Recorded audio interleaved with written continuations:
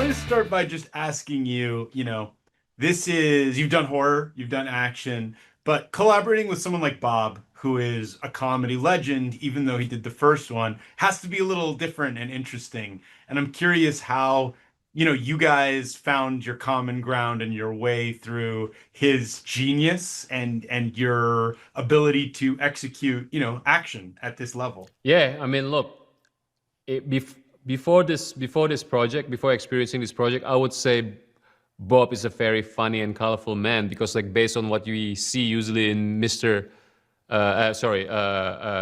Show, right? Like, and Breaking Bad, Better Call Saul, you would think like, oh, this guy is a very goofy dude, but like after working with him, you know that there's a very certain quality to him that lends this persona that like, man, you know what? You know what's the greatest thing that this guy could do? He's a very Noah character, There's something about him, how he deliver his line, how he works with his face and like he's just a very moody and dark sort of character. I'm not saying the real person, right? But Yeah, I'm yeah. saying the energy that he gives off. Like I feel in a weird different world, like he could be our Dirty Harry. He could be. I was said, like after working with him, after knowing just how much physicality can he do, I was said like, you know what, this guy would be great as an old Bruce Wayne. Interesting. I love Obviously we have that. Michael Keaton, but like I'm just seeing his face and like there's something really interesting about this guy. Like just to see him in a cowl will be kind of cool.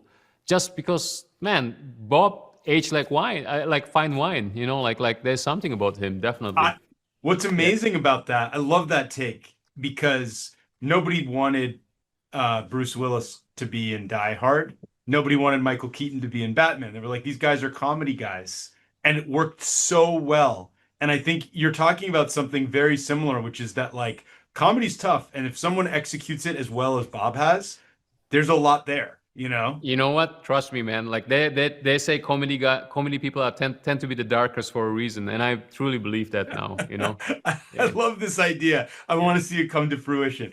Can you tell me a little bit about another project you have on the horizon, which is the Beekeeper 2? I know it's been announced, and I know that's another incredible talent, a very different thing with Jason. Like, can you talk a little bit about it and like kind of entering into that world, and what that looks like? Yeah, I mean, look, man. Like I said, like I was literally 2 days ago. I was in London scouting for locations, and now I'm here in LA.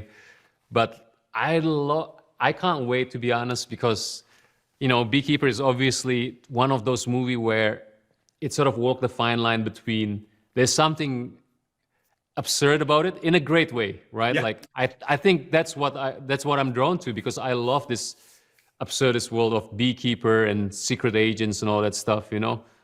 But like also there's something that is really earnest in its sense where it can be really violent, it can be suddenly very gritty, and as most like Jason's films like tend to be. But like I love it because here we are telling a story of a man like Bob himself. Like Statham here right now is playing a character who acknowledged that he's aging.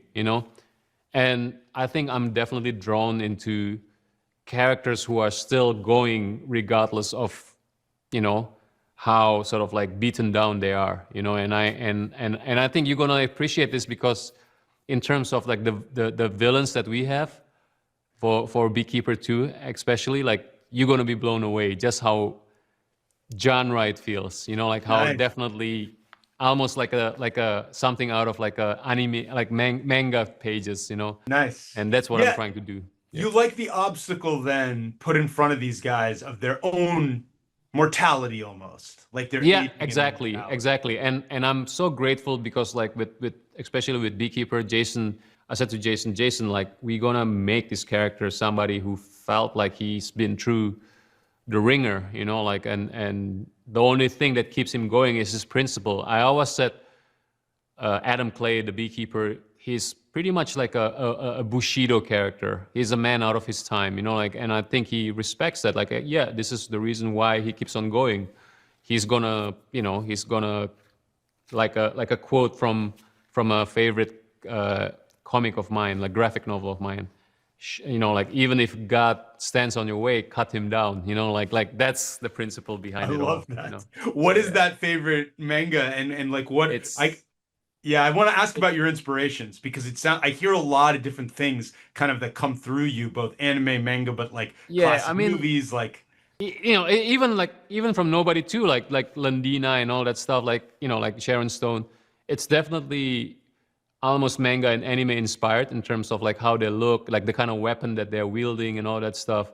So again, like I do appreciate like manga and anime culture just because like it is always underappreciated just how much manga and anime has influenced the genre world, even in the States, even in America, even in how you guys kind of like create like your superhero lore. There is something very manga and anime about it.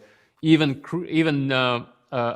Michael B. Jordan's very inspired by animes in terms of like how he direct Creed, right? yeah. So I am kind of the same. Like I think from my film The Night Comes for Us, The Shadow Strays, it is definitely taking those grains of what makes anime and manga so great and try to kind of ground them a bit, you know? Yeah. And that's my approach for Beekeeper as well, you know. So What we are going towards that direction. what is the thing? Like if you were gonna put I have to wrap, this is so fascinating. I Mhm. love how deeply you think about genre films because people could easily discount some of these things as like, oh, it's just action or but you're Yep. like, no, it's very there's a lot of thought into it and intentionality. What Right. is the seed that you get from manga that you think that you plant in these kinds of movies that grows? Okay, I think what people tend to overlook with manga, but like I think that also applies to very well written. Here's the thing, Garth Ennis is really good at it. You know, I think one of my favorite series is The Preacher. You know, I'm saying the comics, right? Yeah, Not the series, yeah, yeah. not the TV series, but like the comics. I think what's really great in all of them is like acknowledging a character, a protagonist can be flawed and can be very human. And great mangas tend to do that. Like it acknowledged that the character live in this hyper exaggerated world while having this very human flaws and strength, you know. I think that's why people are drawn to One Piece because no matter how big and how epic the world, how fantastical the world is, one thing that we are clinging on is this sense of wonder and sense of friendship, found family, and all that stuff. You know, like I still shed tears when I'm watching those things, man. Like it's powerful stuff. Well, So this yeah. has been, I have to wrap. I'm over time. I thank you so much for this. I can't wait to Thank you speak to very you much, again. man.